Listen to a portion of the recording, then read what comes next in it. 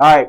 Thanks for tuning in to another episode of Trendy Indy. You could be anywhere in the world, but you're here with me, and I appreciate that. Today I have a very special person, Allison Bodell with Willow and Star Flower. Thank you for being here with me. Thanks for being here, Jerry. Fun fact, Allie was actually the very first person I met down at IU. Go Hoosiers. Yes, go Hoosiers indeed. But it's been great just obviously to have friendship, to see that grow, and then obviously your success flourish, pun intended. Thank you.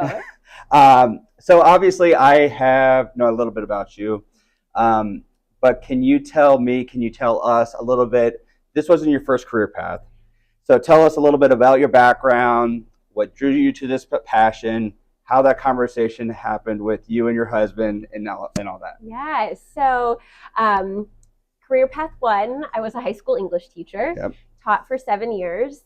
Loved teaching, but just kind of wanted a way to stay busy in the summertime. Teachers have the summers off. Right.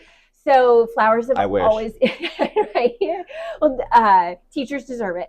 They need those summers off. Yes. But wanted a way to stay busy in the summer. Right. So I've always loved flowers ever since I was little. My dad made my first garden for me when I was like 7 years old. And so I kind of wanted this way where locally grown flowers could be more easily accessible to people in the community. So I had this idea that I would start like a little flower pop-up, which was actually this cart that's right behind us. I remember these. Yes. So I had this idea. My brother made this cart for me and started doing flower pop-ups on the weekends in the summertime. Okay. And that kept me busy in the summer.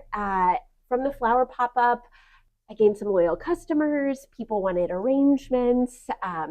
People wanted wedding flowers. And so I started staying busy with flowers, like even into the school year. It got to the point where if I was going to do either teaching or flowers, well, I needed to choose one. Mm-hmm. They're both pretty demanding of my time and energy. And so I got busy enough with the florals that I needed to make a decision, which one I wanted to do full time. It was a hard decision. Very, I'm sure. I think when a lot of people change a career path, it's because they don't love the career that they're in, and that wasn't the case. I know you were very dedicated. Yes. So I did though think that the students deserve 100% from their teachers. People who are buying flowers deserve 100% from their florist. So to be 100%, I needed to choose one of those paths.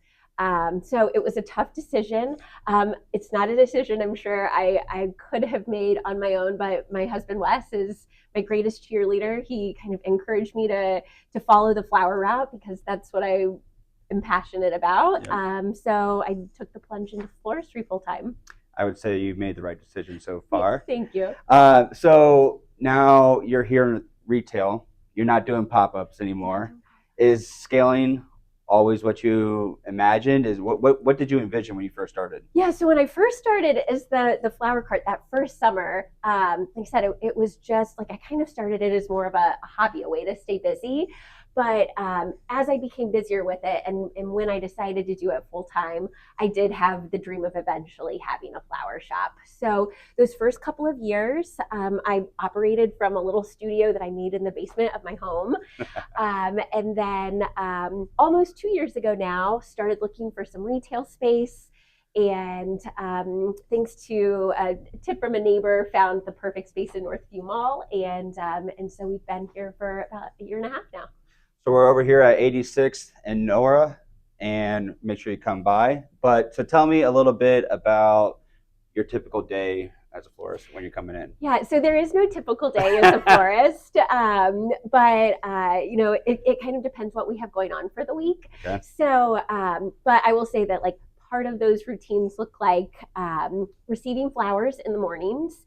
So we've got a couple of wholesalers that we work with, and then a handful of local farmers who we work with. So every single day we're bringing in fresh flowers, and fresh flowers don't come to us looking like these perfectly beautiful stems. It takes a lot of work processing those flowers. So they come to us in boxes. We have to take off all the leaves, take all the thorns off of the roses. We get everything hydrated. We Jeez. set up our flower bar, and then we go to work making the orders for the day.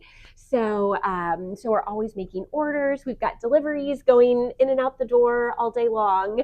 And then a lot of times we also do event work. So we'll simultaneously be working on flowers for weddings or corporate events. Sometimes we're not in the shop, and we work with corporate partners to do on-site flower bars or workshops. Sometimes in the evenings we open up the shop to groups of friends who come in for private workshops. So lots of things going on. There's always buzz in here, but yeah, no real typical day.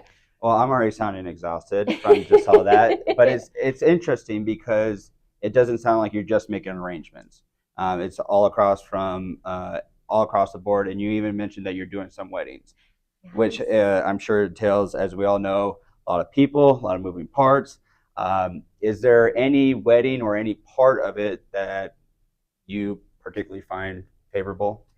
Yeah, so the moment when we have finished setting up a wedding and we can take a step back and look at all of our hard work kind of come together, for every single wedding we do, like that moment is so special. It's never lost on me that it's so special that people invite us into one of the most important days of their lives. Right, to share that with them. Yes, so to be able to work with them, to come up with a vision, to create wedding flowers for them to look perfect on a wedding day is, there are 6 days of work, that goes into an event. So to step back and see all of that work come together it's so satisfying and rewarding. I'm sure. Very satisfying, like you said, very rewarding. Now, you also mentioned that the flowers don't come looking like this. So where are you sourcing your flowers from?